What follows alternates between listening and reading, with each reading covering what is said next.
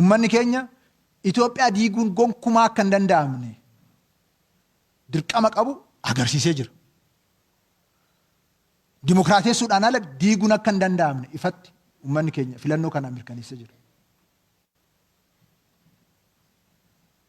Paartii keenyaaf immoo carraa kenneefii jira.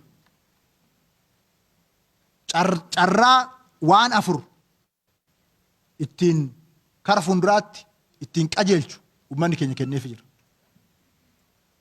Tokkoffaaf inni duraa injifannoowwan fi hojiiwwan gaggaarii waggoottan darban jalqabe cimsee akka itti fufsiisu, muuxannoowwan argate caalmatti akka lafa qabsiisu, fayyadamummaa uummata keenyaa caalmatti akka cimsu karaa saaqeefii jira.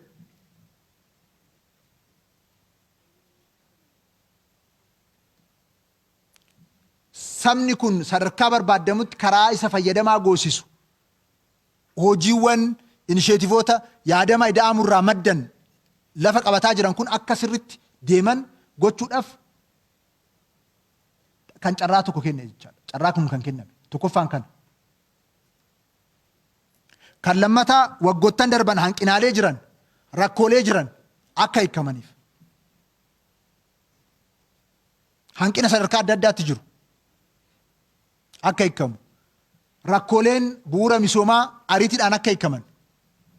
Fayyadamummaan uummata keenyaa caalmatti akka dabalu. Gochuu irratti kallattii ta'e kaa'ee jira uummanni keenya.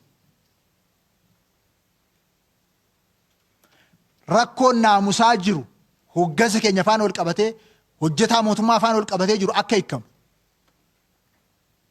Hanqinaaleen kun akka sirratan kallattii ta'e kaa'ee jira uummanni keenya.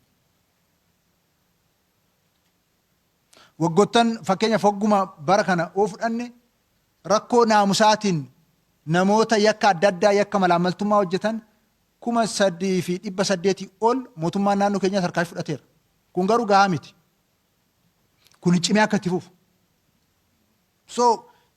Cabiinsa kana keessatti naamusa afaan ol qabatee jiru akka sirreessinu kallattii ta'e kaa'ee jira uummanni keenya.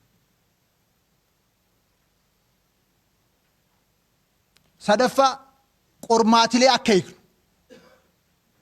Qormaata qaala'insa jireenyaa, qormaata hojii dhabdummaa, qormaata tajaajila afaan ol qabatee jiru. Qormaatota akka barbaannetti akka hin deemne kan nu godhaa jiran nu sakaalaa jiran. Uummanni keenya akka hafuuran galfanne dhimmoota godhaa jiran akka sirreessinu uummanni keenya ifatti kallattii kaa'ee jira.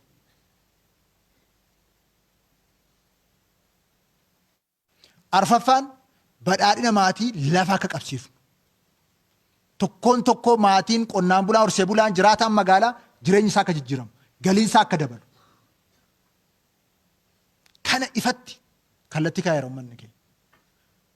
Kana gochuudhaaf immoo waggaa 5 paartii keenyaaf kennee jira, paartii badhaadhinaatiif.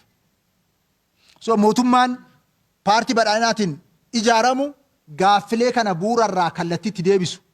Waggoota 5 dhufan karoorota kana deebii cimaa kennuu danda'an.